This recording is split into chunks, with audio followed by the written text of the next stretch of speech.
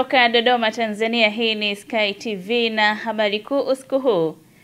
Serikali iendelea kuweka mkazo katika kulinda na kudumisha amani nchini ili kuhamasisha maendeleo na kuziba mianya ya kuibuka kwa migogoro miongoni mwa wanajamii.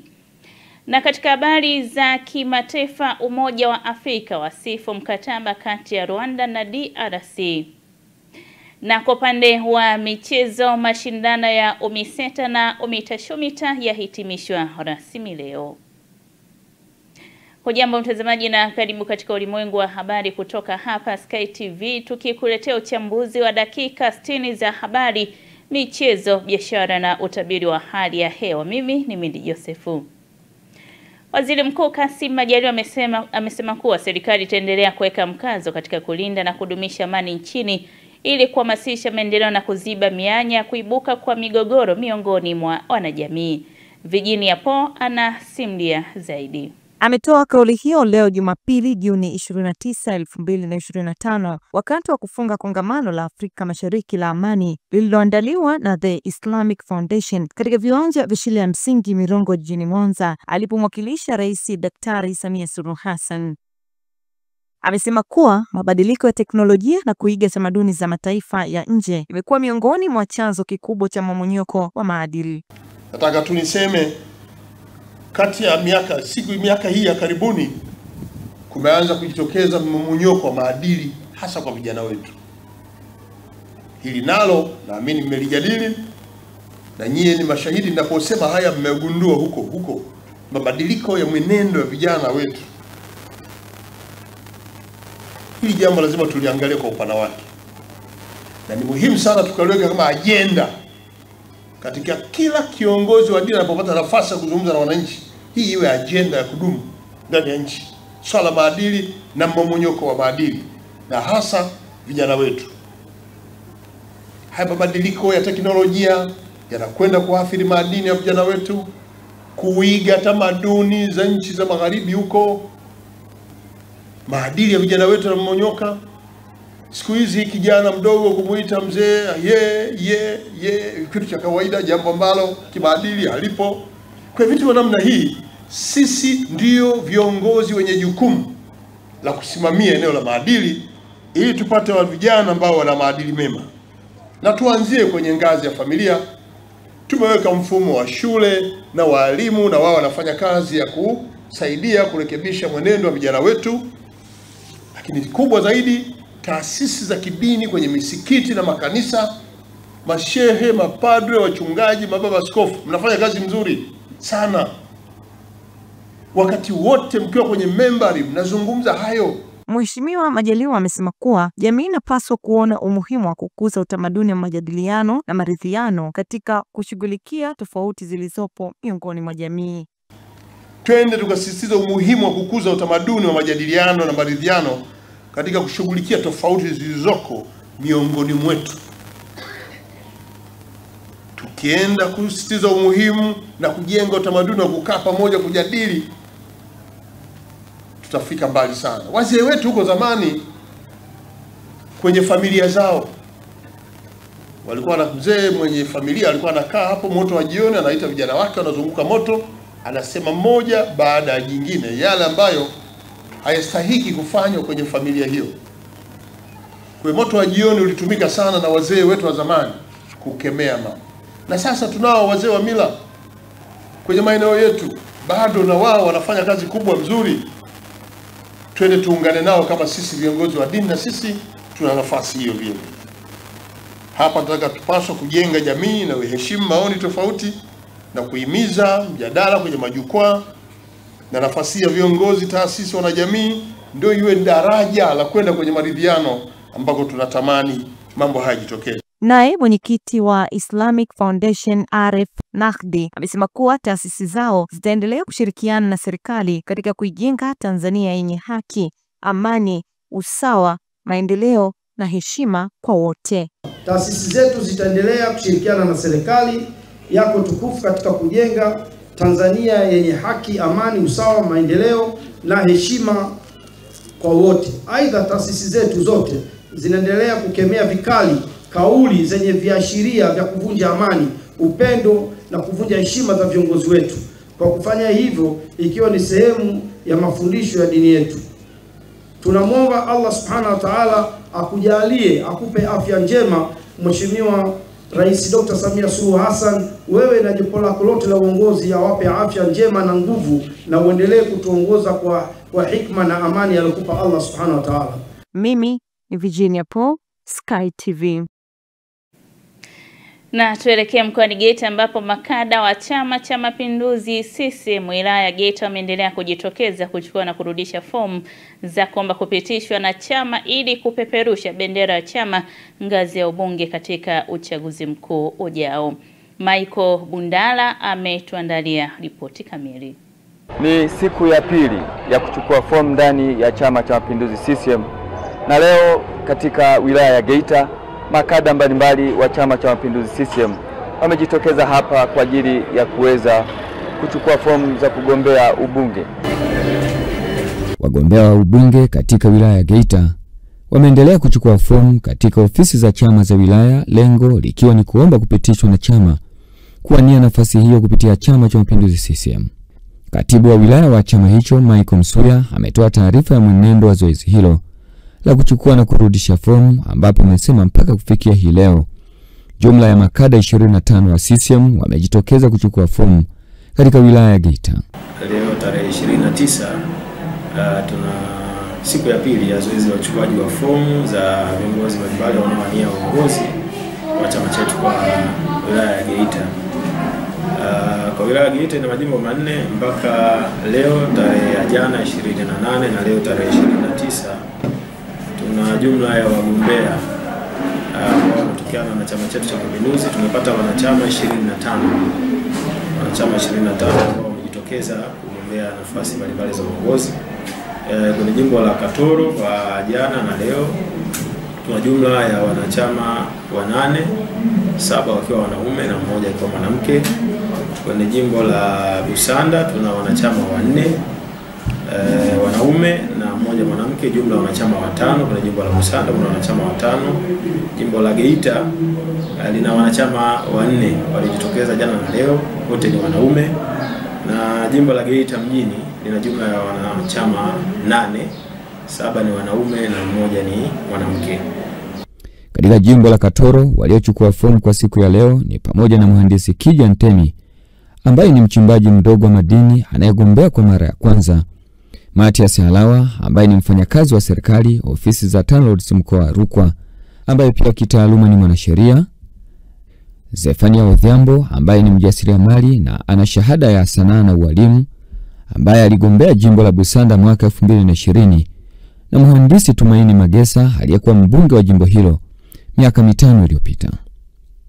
Kwa jimbo la Geita mjini aliyechukua fomu ni pamoja na mwenyekiti wa shirikisho la uchimbaji wa madini wilaya ya Geita Aliet George Ngaiza mwenye shahada ya uzamili ya mipango na utawala, Abdullah Rashid Bare mwenye shahada ya biashara katika usimamizi wa rasilimali watu kutoka Chuo Kikuu cha Dar es Salaam ambaye aligombea pia mwaka 2020, na Elia John Yohana ambaye ni mwanachama wa kawaida wa CCM na mwenye shahada ya kwanza ya sayansi na elimu kutoka Chuo Kikuu cha Jordan.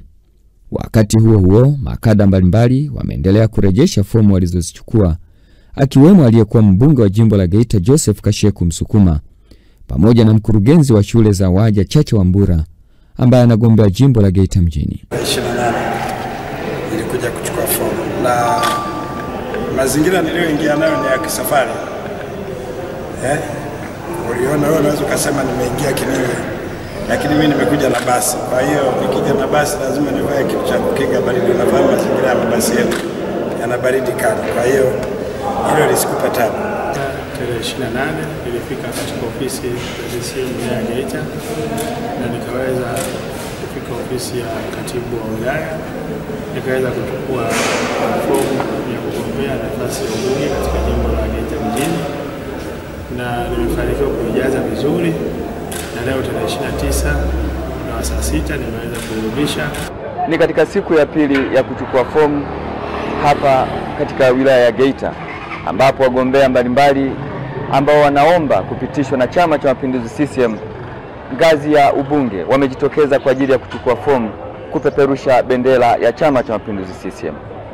Nikiripoti kutoka hapa mkoani Geita, Michael Francis Bundala. Haya, mambo ndivyo ambavyo alivyokuwa pale mkoani Geita katika zoezi la uchukuaji wa fomu ikiwa ni siku ya pili. Na mkoani Songwe, wagombea wa nafasi mbalimbali za ubunge wamejitokeza kwa wingi katika ofisi ya CCM wilaya ya Mbozi kwa ajili ya kuchukua fomu za kutia nia ya kuteuliwa na chama hicho. Aliyekuwa mbunge wa jimbo la Vwawa mkoa fomu ya kutetea kiti chake kupitia Chama cha Mapinduzi CCM. John Kiango ana ripoti kamili. Wagombea wa nafasi mbalimbali za ubunge wamejitokeza kwa wingi katika ofisi ya Chama cha Mapinduzi wilayani Mbozi kwa ajili ya kuchukua fomu za kutia nia ya kuteuliwa na chama hicho kuwa wagombea wa ubunge. Akizungumza na Sky TV, katibu wa Chama cha Mapinduzi wilayani Mbozi, Julius Mbwiga, amesema kuwa kumekuwa na mwitikio mkubwa wa watiania kujitokeza, hasa wanawake na vijana. Chama wetu wa Chama cha Mapinduzi wamehamasika na wamejitokeza kwa wingi kuja kuzichukua fomu toka jana na leo, na kikubwa wana mwamko mkubwa sana. Naona kabisa watu wana mwamko kwenye chama chao kupata uongozi, hasa wanawake. Wanawake safari wamejitokeza kwa wingi sana, lakini vijana nao wamejitokeza kwa wingi sana. Hata takwimu naona wagombea wengi waliochukua asilimia kubwa ni vijana. Baadhi ya watiania wameeleza sababu na nia yao ya kushiriki katika kuomba ridhaa ya kuaminiwa na chama chao katika uchaguzi ujao, huku aliyekuwa mbunge wa jimbo la Vwawa Mheshimiwa Jafet Yasunga amejitokeza tena kutetea nafasi yake ya kuwa mbunge katika jimbo hilo la Vwawa. Wewe kugombea ubunge kwa sababu nataka kuwatumikia wananchi wa Mbozi, na mimi ni mzaliwa wa Mbozi. Nimeona nitumie fursa hii kuwasaidia wananchi wa Mbozi. Na Tanzania ni kubwa na ina wawakilishi mbalimbali. Unapokuwa na mwakilishi ambaye ni mzuri, manake unapata wananchi ambao wananchi wa jimbo husika wanapata maendeleo. Rais anakuwa na mambo mengi, ana sehemu nyingi za kuziangalia, nchi ni kubwa. Kwa panapokuwa na kisemeo ambaye ni mbunge ambaye yuko vizuri, basi inakuwa ni rahisi kupata maendeleo ndani ya jimbo. Ni siku maalum na ni siku muhimu, na mimi nimeitikia wito huu, nimekuja na mimi nimetia nia, nimekuja kuchukua fomu kwa ajili ya hiyo shughuli ambayo iko mbele yetu ya uchaguzi. Kwa hiyo mambo mengine yataendelea ndani ya chama kama utaratibu wa chama ulivyo, kutakuwa na michakato. Kwa mambo mengine Mungu akisaidia ni baadaye, lakini kwa sasa ninamshukuru Mungu kwamba mimi nimetimiza kuchukua fomu siku ya. Ni mkazi wa jimbo la Vwawa. Napenda kuwatangazia wakazi wa jimbo la Vwawa kwamba nimetia nia katika jimbo hili la Vwawa katika uchaguzi mkuu wa mwaka 2025. Kwa sasa sitaeleza sana zaidi ya kusubiri michakato ya chama chetu cha Mapinduzi. Baada ya vikao vya chama, Mungu akisaidia, jina likisharudi, sasa nitaeleza kwa nini nimefanya uamuzi huu. Zoezi hilo ni sehemu ya maandalizi ya uchaguzi mkuu unaotarajiwa kufanyika mwezi Oktoba 2025, ambapo vyama mbalimbali vya siasa vitashiriki katika kuania nafasi mbalimbali za uongozi wa kisiasa nchini, ikiwemo urais, ubunge na udiwani. Nikiripoti kutoka mkoani Songwe, mimi John Kiango, Sky TV. Unatazama ulimwengu wa habari kutoka hapa Sky TV tulionayo usiku huu. Esther Matiko ametangaza rasmi kuhamia Chama cha Mapinduzi CCM. Karibu tena mtazamaji, hii ni Sky TV, mimi ni Mindi Josefu. Aliyekuwa mbunge wa viti maalum na kada wa Chama cha Demokrasia na Maendeleo Chadema, Esther Matiko ametangaza rasmi kuhamia Chama cha Mapinduzi CCM, huku akiweka wazi nia yake ya kugombea ubunge jimbo la Tarime mjini kupitia chama hicho.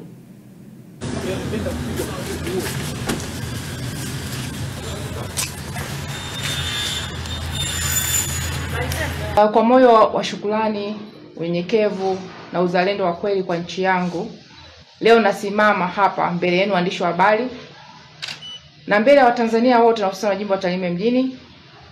Mimi mtoto wenu, nilizaliwa hapa, nikalelewa hapa, na ambaye nimechagua kuelekeza tena gurudumu la maisha yangu ya kisiasa hapa hapa nyumbani kwetu Tarime mjini. Leo kwa busara zangu, tafakari na moyo uliojaa matumaini kwa mustakabali wa Tarime na Tanzania yetu, natangaza rasmi kutia nia ya kugombea ubunge wa jimbo la Tarime mjini kupitia Chama cha Mapinduzi. Chama kinachoongoza kwa vitendo, chama chenye historia ya kuunganisha taifa letu, lakini zaidi ni chama ambacho kimeonyesha dira ya kweli ya maendeleo kwa kila Mtanzania. Nimefikia uamuzi huu si kwa jazba, wala si uamuzi wa kutafuta nafasi na maslahi binafsi, wala si wa kuwakatisha tamaa wale wote waliowahi kuniunga mkono hapo awali, bali baada ya tafakari ya hali ya nchi yetu, hali ya jimbo letu la Tarime mjini, na hasa matarajio makubwa ya wananchi wa Tarime mjini, matarajio ya maisha bora, huduma bora za kijamii, fursa sawa katika nyanja zote, na hapa nikimaanisha kiuchumi, kijamii, kisiasa na kiutamaduni, na maendeleo ya kweli kwa kila Mtanzania anaishi hapa Tarime mjini. Mimi binti yenu nimeona kuwa kupitia Chama cha Mapinduzi ndoto hizi si tu zitabaki kwenye makaratasi, bali zinaweza kutafsiriwa kwa vitendo. Ndio maana leo nasema niko tayari kuwa sehemu la suluhisho ya maendeleo ya Wanatarime mjini. Ndugu zangu, naomba niseme kwa uwazi na kwa kuhakikishia kuwa hii ni safari ya mpya ya matumaini, na sio safari yangu mimi pekee kama Esther Nicholas Matiko, bali ni safari yetu sote sisi Wanatarime mjini.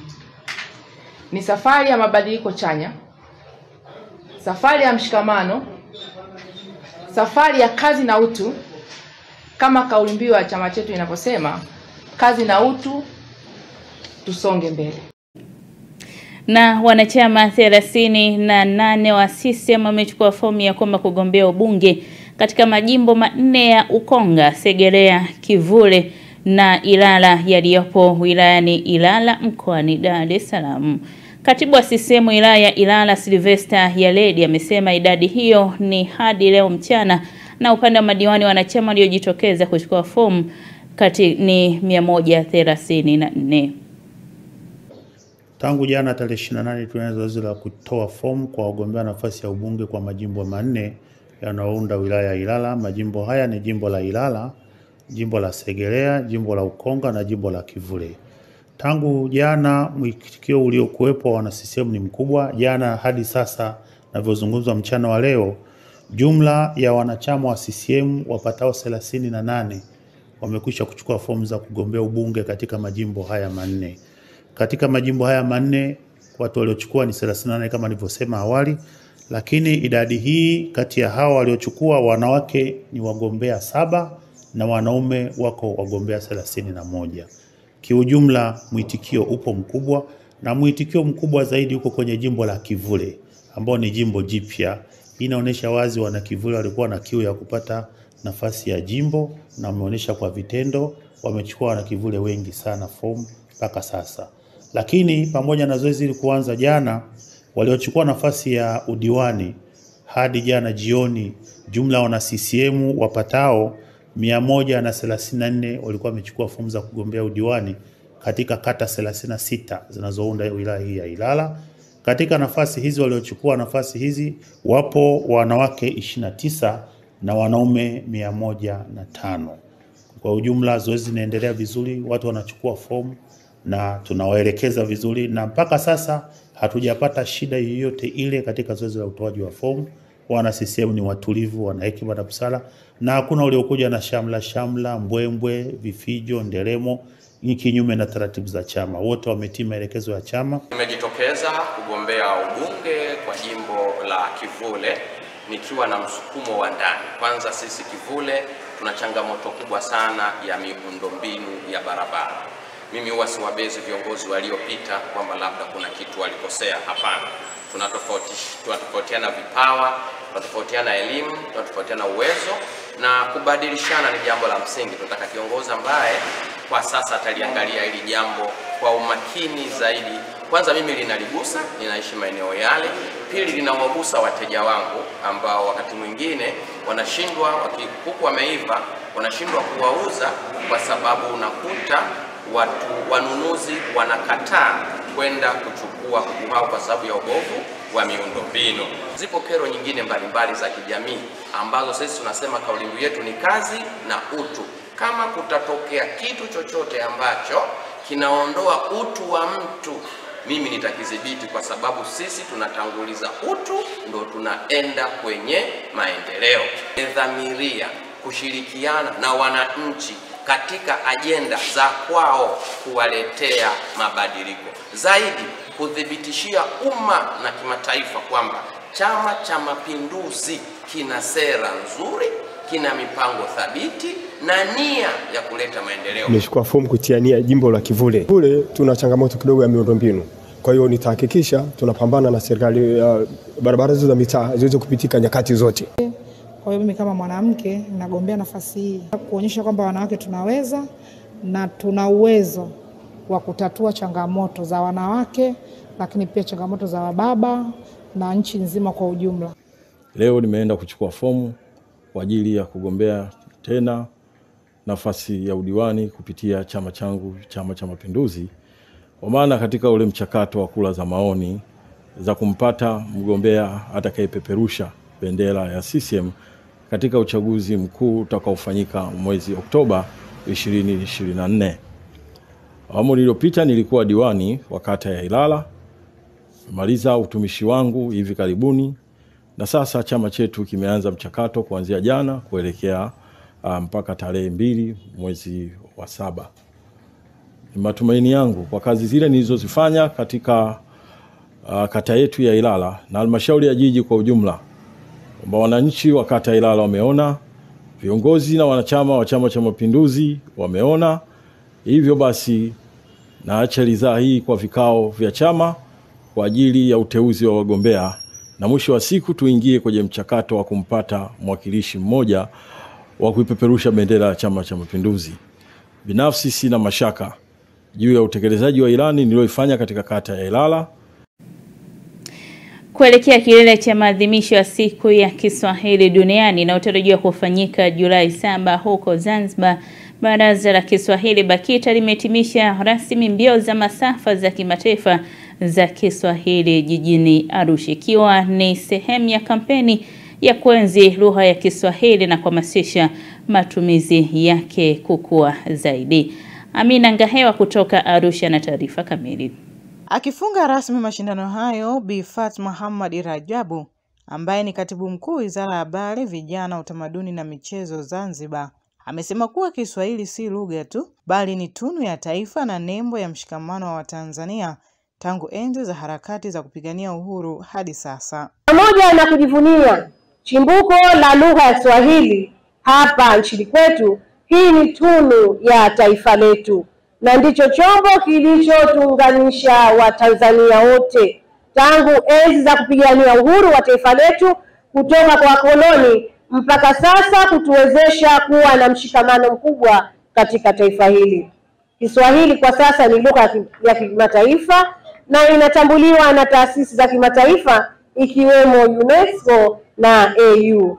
Hata mkialikwa katika mikutano ya taasisi hizo za kimataifa, ni ruhusa kuongea kwa lugha ya Kiswahili. Hivyo ni muhimu sasa kama wazungumzaji wa kwanza wa Kiswahili kuenzi na kukipa siku maalum ya kujikumbusha umuhimu wa lugha hii. Kwa upande wake, Joseph Mkude ambaye ni mkuu wa wilaya ya Arusha amesema kuwa Kiswahili kimeendelea kupewa kipaumbele na viongozi wa kitaifa akiwemo hayati baba wa taifa Mwalimu Julius Kambarage Nyerere kwa kuhakikisha matumizi yake fasaha yanadumishwa na kuendelezwa. Kiswahili ina historia ndefu. Lugha yetu inaanzia tangu uhuru na hata kabla ya uhuru, na baada ya uhuru. Lakini Kiswahili hiki kimepewa msisitizo mkubwa na viongozi wetu wa kitaifa, bila kumsahau Mheshimiwa hayati baba yetu wa taifa Julius Kambarage Nyerere. Na mahali hapa tulipokaa ndio pana historia yake, na kumbukumbu zote ziko hapa Arusha. Arusha oye! Lakini pia viongozi wote waliopita katika awamu mbalimbali na hasa awamu hii ya 6. Nao waandaaji wa mbio hizo akiwemo Consolata Mushi pamoja na Joseph Msele ambaye ni mkurugenzi wa Africa Sports Agent pamoja na washiriki wa mashindano hayo wanaeleza lengo la mbio hizo na namna zinavyoendelea kukuza Kiswahili. Tunapotembea tunaendelea kutangaza matumizi fasaha na sanifu ya lugha ya Kiswahili. Sisi ndio wazawa, lazima tutumie lugha vizuri. Sio hapa ni hapa. Vijana mnadondosha, msiache kudondosha, tutumie Kiswahili inavyopaswa. Ilikuwa ni ndoto ya kukifanya Kiswahili kiwaunganishe wa Afrika. Sasa tunazungumzia kuikutanisha dunia hapa Arusha wakizungumza Kiswahili. Mashindano hayo inasaidia kukuza vipaji na pia kutangaza Kiswahili nje ya nchi na ndani ya nchi. Taasisi ya utafiti wa kilimo nchini TARI kituo cha Uyole imebaini kuwa zao la ulezi lina virutubisho vingi sawa na 57% ya gramu 100 kwenye mazao mengine ya nafaka ambayo ni msingi katika lishe ya watoto na watu maalum. Taarifa ya Upendo Kibetile kutoka Mbeya inafafanua zaidi.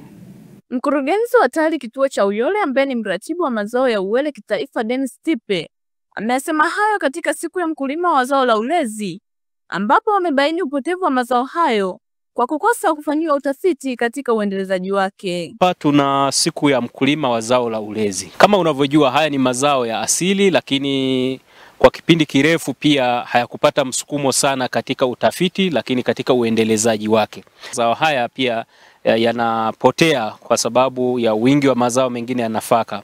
Lakini niseme kwa nini tunayafufua. Mazao haya ya asili yana virutubisho vingi sana. Ni karibia 57% ya mazao mengine kwenye gramu 100. Unakuta ni mazao ya msingi sana kwa lishe ya watoto na kwa lishe za watu maalum. Sehemu ya pili ya zao hili ni zao ambalo linastawi katika maeneo ambayo yanapata mvua kidogo sana. Sisi tunayazalisha huku ili kupata mbegu nyingi iweze kusambaa hata katika maeneo yale ambayo yanapata mvua kidogo sana. Lakini tunasema ni mazao yenye kuhimili mabadiliko ya tabia ya nchi. Mtafiti kutoka TARI kituo cha Uyole Bobi Noel Asenga amesema kwa sasa wanazo mbegu aina 9 ambazo wanawapa wakulima kwa ajili ya kwenda kuzitumia. Huku afisa kilimo mkoa wa Mbeya Bernard Libata amesema tukio hilo ni shirikishi kwa ajili ya uchaguzi wa mbegu kwa wakulima ili kuangalia ufanisi wa mbegu za ulezi. Tunazo mbegu aina 9 ambazo zimefikia kwenye tunasema participatory variety selection. Yaani ni mbegu ambazo tayari tunawashirikisha wakulima kuweza kuchagua kwenye hatua za mwisho kwa ajili ya kwenda kusajiliwa na hatimaye kuweza kutumika na wakulima. Kwa hiyo ndio shughuli kubwa ambayo imetuleta leo, na tupo na wakulima hapa shambani kwa ajili ya kuchagua mbegu hizo, kuweza kuzipata hizo mbegu ambazo zina sifa zile ambazo tunazihitaji. Hili ni tukio shirikishi la uchaguzi wa mbegu. Kwa hiyo wakulima wamepata nafasi ya kushiriki wao wenyewe kuangalia ufanisi wa mbegu hizi za ulezi. Tunajua kwamba ulezi ni zao la asili la muda mrefu, lakini ni kama lilisahaulika kwa namna moja au nyingine. Lakini kupitia kituo hiki leo na teknolojia wanazozitumia tumeshirikishwa.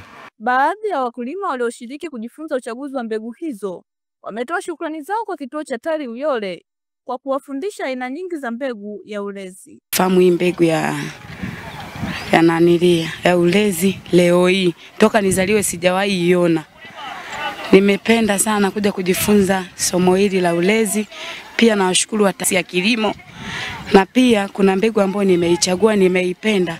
Ni namba 2, ina vidole vizuri, pia imesimama vizuri, pia ina mjazo mzuri. Tunashukuru TARI Uyole kwa kutuleta kama wakulima ili tuone aina nyingi za mbegu ambazo sisi kama wakulima tuna sababu ya kuchagua kwa ajili ya kwenda nazo kwenye kilimo ambacho tunaendelea nacho. Nikiripoti kutoka mkoani Mbeya, Upendo Kibetile, Sky TV.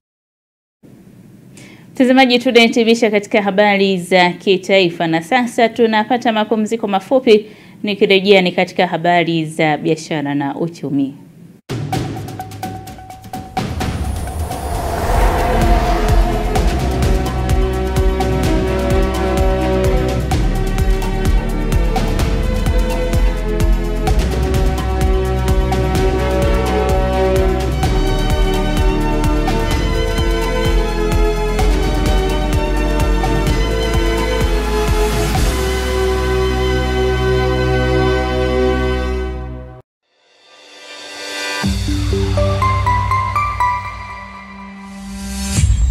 Sky TV.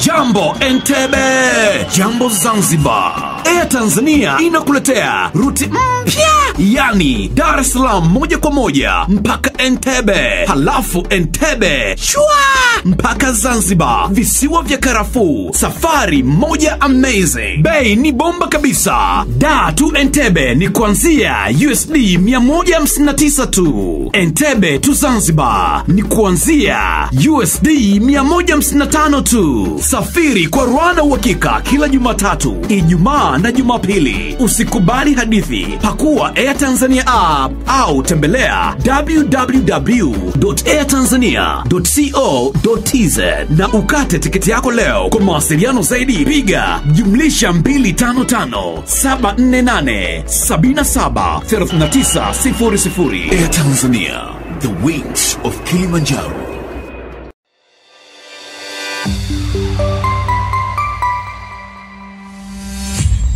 Sky TV.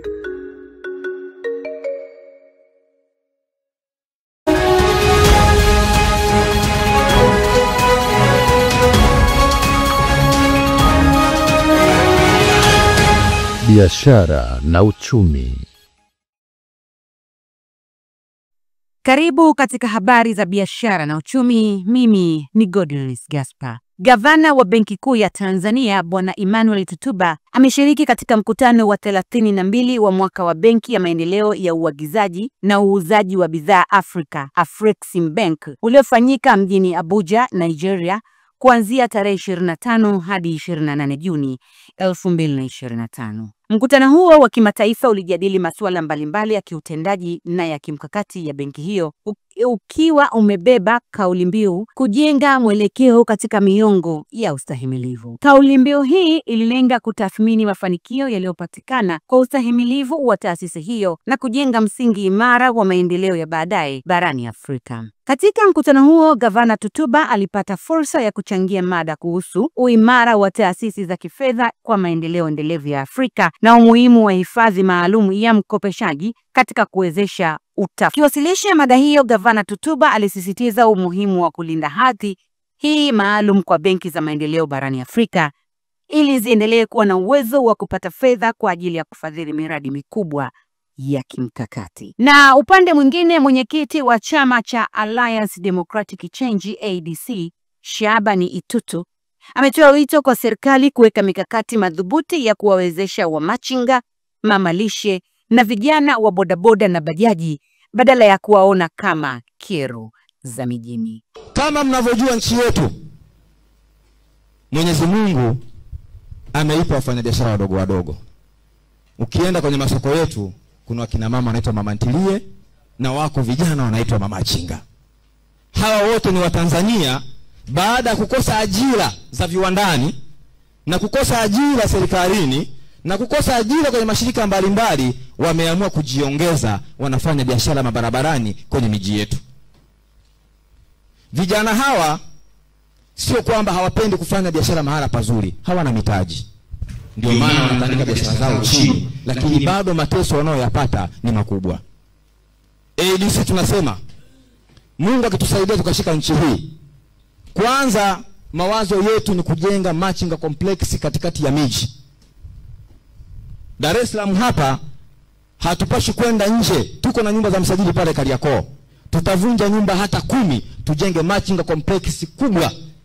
Ile ya pale pembeni ile wapi Karume. Ile watu hawaendi kwa sababu imewekwa mahala sio penyewe. Akizungumza Juni 29, 2020 katika mkutano maalum wa ADC wa kuchagua wagombea wa urais wa Jamhuri ya Muungano wa Tanzania na wa Zanzibar, Itoto amesema kundi hilo kubwa la Watanzania linaishi maisha ya tabu kutokana na mfumo usiozingatia hali halisi ya uchumi. Mamachinga wanataka biashara yao katikati ya watu. Ninyi mnawatoa mnawapeleka pembeni, ndio maana soko lile la Karume mpaka leo vibanda vimefungwa, hakuna wanaofanya biashara pale, wako wachache. Tutawaweka katikati ya miji kwa sababu uwezo wa kujenga majengo ya mamachinga complex upo na serikali yetu ina mali, na hizo mali zitawasaidia Watanzania. Kwa hiyo tunasema mama ntilie, machinga, popote fanya biashara, sababu nchi ni ya kwenu. Kwa nini tukimbizana na migambo? Hawa migambo wameathiri maisha ya watu sana. Sababu wale mamachinga pale wanapokuwa mara nyingi sana wamekopa hela. Unakwenda unaharibu bidhaa yake, unaharibu chakula cha mamalishe, mwisho wa siku mamalishe anashindwa kuhudumia familia yake. Itoto amependekeza kujengwa kwa masoko rasmi ya kisasa katikati ya miji mikuu kama Dar es Salaam, akisema ni kosa kuwaweka wamachinga maeneo ya pembezoni ambapo wateja hawafiki, na kwamba iwapo watapewa ridhaa ya kushika dola watatekeleza hilo haraka iwezekanavyo. Inapaswa kuwa na dira ya kupunguza vikwazo vya kiuchumi badala ya kuviimarisha. Na sasa tutazame viwango vya fedha kutoka Benki Kuu ya Tanzania, BOT.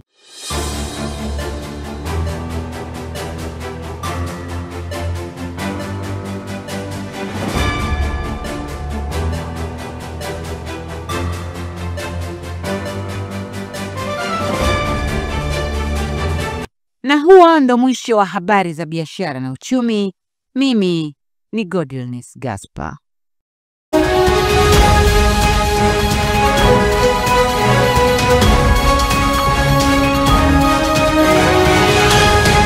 Biashara na uchumi.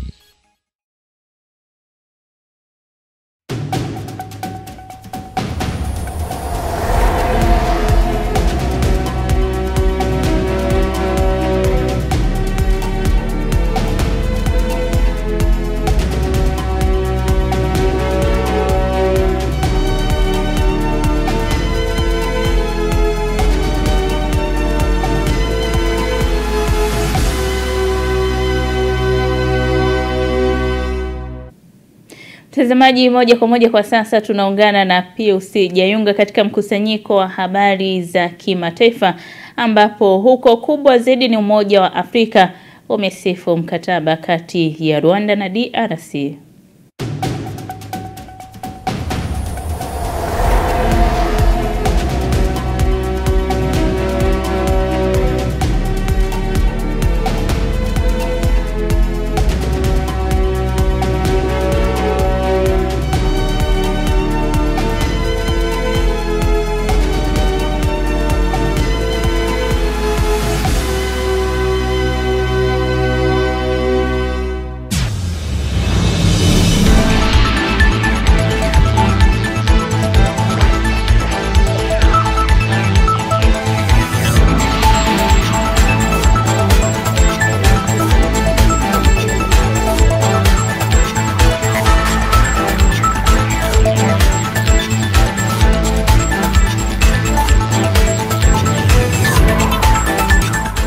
Habari za kimataifa. Rwanda. Umoja wa Mataifa umesema hiyo ni hatua muhimu katika kuleta amani eneo la mashariki mwa Kongo lililokumbwa na machafuko kwa zaidi ya miongo mitatu. Mkuu wa kamisheni ya Umoja wa Afrika Mahmoud Ali Yusuf, ambaye alishuhudia kutiwa saini kwa makubaliano hayo mjini Washington siku ya Ijumaa, amepongeza hatua hiyo muhimu pamoja na juhudi zote zinazolenga kudumisha amani, utulivu na maridhiano katika eneo hilo. Aidha, Katibu Mkuu wa Umoja wa Mataifa Antonio Guterres amepongeza pia hatua hiyo pamoja na jukumu la Marekani katika kusimamia swala zima la upatanishi. Mkataba huo hauelezei kwa uwazi mafanikio ya kundi la M23 katika eneo lililoharibiwa na miongo kadhaa ya vita, lakini unaitaka Rwanda kukomesha hatua zake za kujihami. Kwingineko, Urusi imeendesha wimbi kubwa la mashambulizi ya anga dhidi ya Ukraine usiku wa kuamkia Jumapili na kusababisha kifo cha mtu mmoja huku wengine 7 wakijeruhiwa. Hayo yameelezwa leo na mamlaka za Ukraine zilizobaini kuwa aliyeuawa ni rubani wa ndege ya kivita ya chapa F-16 Yuri Ihnati. Mkuu wa kitengo cha mawasiliano cha jeshi la anga la Ukraine amesema shambulio hilo lilikuwa kubwa zaidi kwa kuwa Urusi ilitumia silaha za kurushwa kutokea angani zipatazo 537 ikiwamo droni 477 na makombora 60. Jeshi la Ukraine limesema limefanikiwa kudungua droni 249 huku zingine 226 zilipoteza mwelekeo. Hayo yanajiri wakati siku ya Ijumaa Rais wa Urusi Vladimir Putin alisema kuwa tayari kwa awamu nyingine ya mazungumzo ya amani mjini Istanbul, lakini kuongezeka kwa mashambulizi hayo ya mabomu kunafifisha zaidi matumaini ya kufikia mafanikio katika juhudi za kuvimaliza vita hivyo vilivyodumu kwa miaka 3 na kusababisha maafa makubwa. Na hatimaye Irani imesema Jumapili kuwa mashambulizi ya Israeli mapema wiki hii katika gereza la Evin mjini Tehrani yamesababisha vifo vya watu 71. Hayo yameelezwa na msemaji wa serikali Asghar Jahangiri akieleza mahakama nchini humo. Jeshi la Israeli lilifanya mashambulizi hayo siku ya Jumatatu katika gereza hilo ambalo kwa miongo kadhaa limekuwa na sifa mbaya ya ukiukwaji wa haki za binadamu dhidi ya wapinzani wa kisiasa. Wanaharakati wa Irani wamelaani shambulizi hilo wakisema lilihatarisha maisha ya wafungwa wa kisiasa. Hayo yakiripotiwa, mkuu wa shirika la kimataifa la kudhibiti nishati ya nyuklia Rafaeli Gross amesema Irani inaweza kuanza tena kurutubisha madini yake ya urani ndani ya muda wa miezi kadhaa, licha ya madai ya rais wa Marekani Donald Trump kwamba mpango wa nyuklia wa nchi hiyo umecheleweshwa kwa miaka kadhaa kufuatia mashambulizi katika vituo vya mradi wa nyuklia wa Irani. Mpaka sasa athari za mashambulizi hayo hazijafahamika wazi. Mwisho wa habari za kimataifa. Mimi ni Pius Jayunga.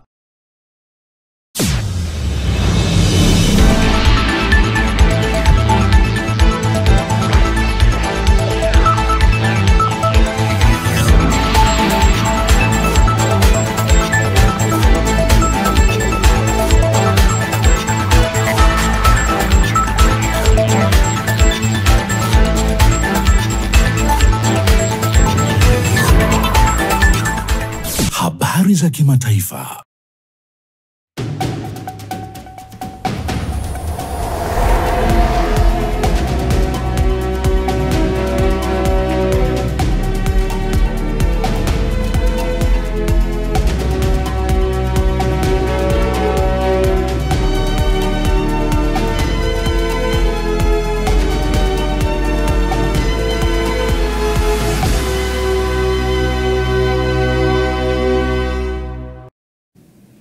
Ni Pius Jayunga katika mkusanyiko wa habari za kimataifa, na moja kwa moja kwa sasa tunaelekea viwanjani kuangazia kimichezo. Tunaungana na Johannes Michael hivi punde tu.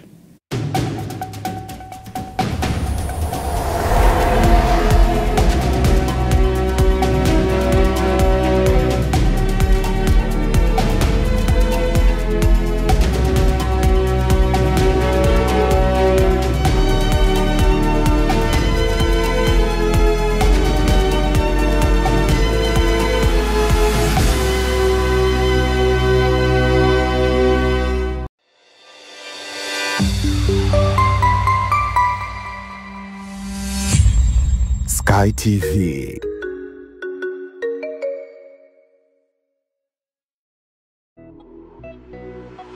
Uongozi wa shule za Iyula Malaika Pre and Primary School zilizopo Ntyuka Dodoma na Mantengu B mji wa Vwawa mkoani Songwe unatangaza nafasi za masomo kwa wanafunzi wa awali na msingi. Kwa wanafunzi wa awali, shule inapokea watoto kuanzia umri wa miaka 2 na kuendelea. Na kwa wanafunzi wa elimu ya msingi, shule ya Iyula Malaika iliyopo Ntyuka jijini Dodoma inapokea wanafunzi kuanzia darasa la 1 mpaka la 4. Na shule ya Iyula Malaika iliyopo Vwawa mkoani Songwe inapokea wanafunzi kuanzia darasa la 1 hadi la 5. Mzazi au mlezi unakaribishwa kumleta mwanao katika shule za Iyula Malaika kwa elimu bora zaidi. Kwa mawasiliano zaidi piga simu namba 0745557379 au 0742062424 na 0793186716.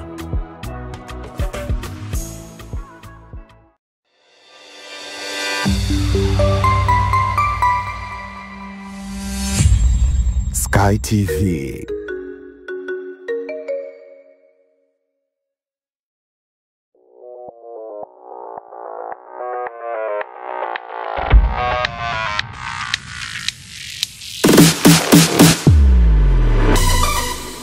Habari za michezo na burudani. Huarigani mtazamaji wa Ulimwengu wa Habari, karibu kwenye habari za michezo na burudani. Mimi ni Johannes Michael. Na moja kwa moja tunaanza na taarifa ambayo msemaji mkuu wa serikali Gerson Msigwa amewaasa watu msimu wa Sabasaba kutembelea banda la Wizara ya Habari, Sanaa na Utamaduni, kwani banda hilo litakuwa limesheheni vitu na kujaa vitu mbalimbali ikiwemo kombe la ligi kuu soka Tanzania bara msimu wa 2024 msimu wa 2025. Mchezo tutawatangazia tarehe. Tutakuwa na siku maalum kama 2 ama 3.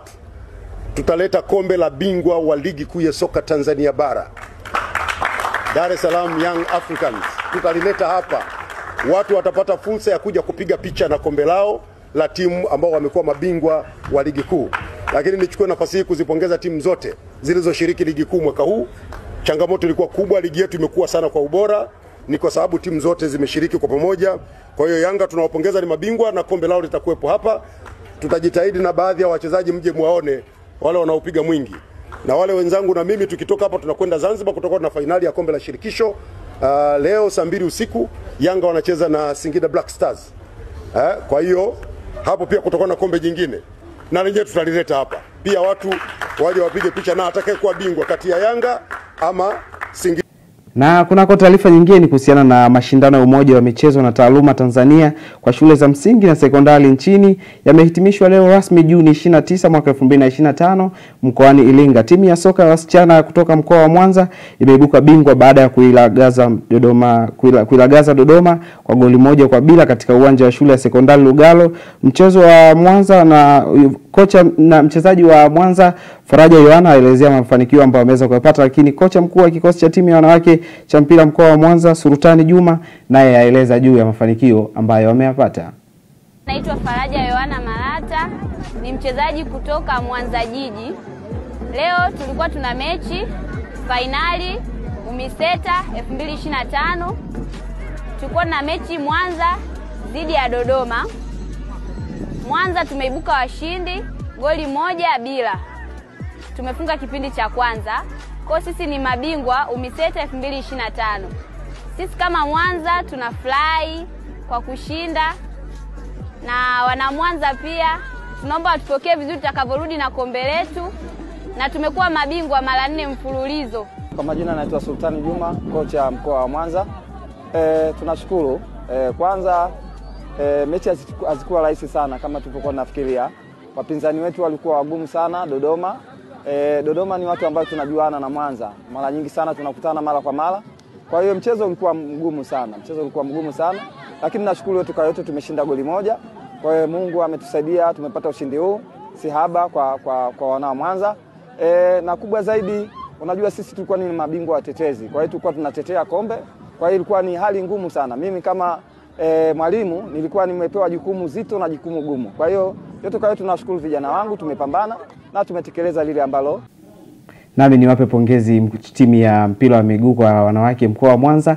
Hongereni kwa ushindi ambao umeutoa. Lakini moja kwa moja tunaelekea kwenye taarifa nyingine ambako kuelekea mchezo wa playoff utakaopigwa kesho kati ya Tanzania Prison dhidi ya Fountain Gate. Kocha mkuu wa Jela Tanzania Prison Amani Josia ameweza kuelezea maandalizi yao kuelekea mchezo wa kesho na wamejipanga vipi kuweza kumkabili Fountain Gate ambaye waliweza kutoa sare nyumbani Manyara.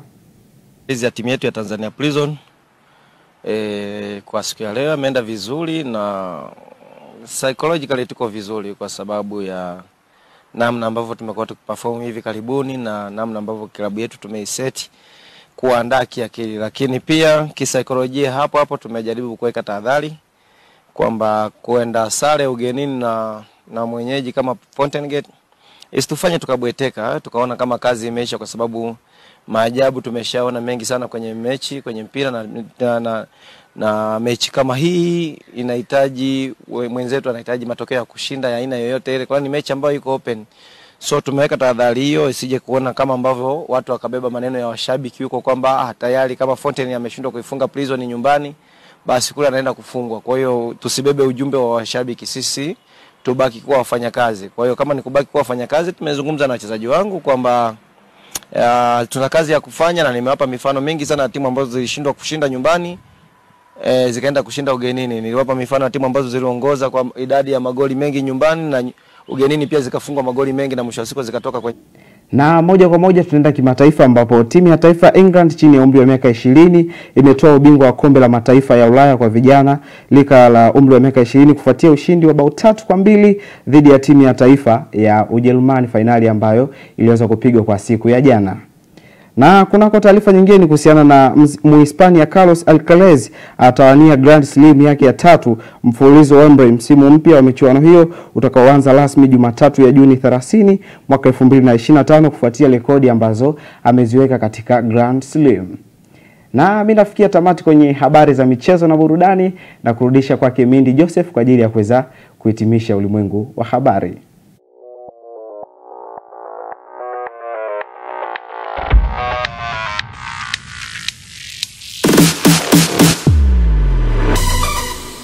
Habari za michezo na burudani.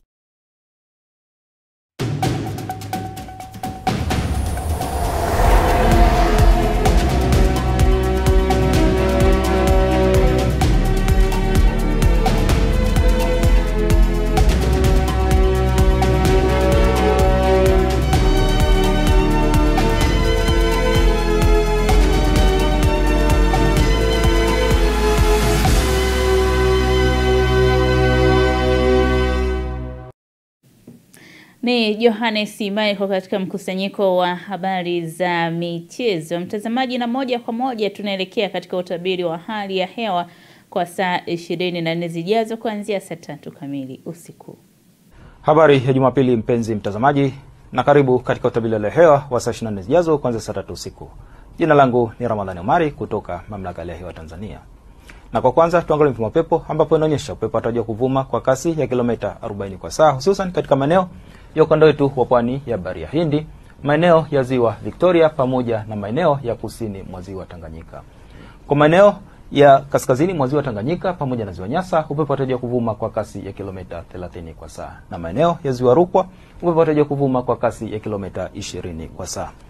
Na Mamlaka ya Hewa inatoa angalizo la vipindi vya upepo mkali unafikia kilomita 40 kwa saa pamoja na mawimbi makubwa yanayofikia mita 2 katika maeneo ya ukanda wetu wa pwani ya Bahari ya Hindi, Ziwa Victoria pamoja na kusini mwa Ziwa Tanganyika. Hivyo ni vema kwa wananchi na watumiaji bahari pamoja na ziwa kuendelea kuchukua hatua zinazostahiki.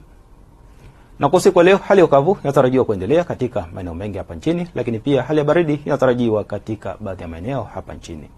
Na viwango vya chini kama vinavyoonekana katika ramani yetu, ambapo katika maeneo ya ukanda wetu wa pwani ya Bahari ya Hindi, viwango vya chini vya joto vinatarajiwa kuwa kati ya nyuzi joto 19 hadi 23. Na kiwango cha chini kabisa cha joto katika nchi yetu kwa usiku wa leo ni nyuzi joto 9 katika maeneo ya mkoa wa Mbeya pamoja na Njombe. Na kwa siku ya kesho, maeneo machache ya mkoa wa Kagera pamoja na Mara yanatarajiwa kuwa na hali ya mawingu kiasi, mvua na ngurumo za radi katika maeneo machache na vipindi vya jua. Kwa maeneo ya pwani yetu ya kaskazini kunatarajiwa kuwa na hali ya mawingu kiasi, mvua nyepesi katika maeneo machache na vipindi vya jua. Na maeneo mengine ya nchi yaliyosalia yanatarajiwa kuwa na hali ya mawingu kiasi na vipindi virefu vya jua. Na sasa tupate utabiri wa siku nne zijazo kwa baadhi ya maeneo hapa nchini. Kwa mkoa wa Dar es Salaam tunatarajia mvua nyepesi katika maeneo machache. Kwa mkoa wa Dodoma kiwango cha chini cha joto nyuzi joto 15 hadi 16. Na mkoa wa Mwanza kiwango cha chini ni nyuzi joto 18 hadi 19. Kwa mkoa wa Kilimanjaro kiwango cha chini cha joto nyuzi joto 19. Mkoa wa Mbeya kiwango cha chini cha joto ni nyuzi joto 10. Mkoa wa Morogoro tunatarajia mvua nyepesi katika maeneo machache. Na mkoa wa Arusha kiwango cha chini cha joto ni nyuzi joto 12 hadi 14. Na mpaka kufikia hapo kutoka mamlaka ya hewa hakuna ziada. Asante kwa kuwa nami na nikuage kwa heri. Mtazamaji, utabiri wa hali ya hewa na tuhitimishia kipindi cha ulimwengu wa habari kwa siku ya leo. Asante kwa kuwa nami kuanzia mwanzo hadi sasa nafika tamati. Nikutakie usiku mwema, lakini pia utazamaji mwema wa vipindi vyetu kutoka hapa Sky TV. Jina langu ni Mindi Josefu.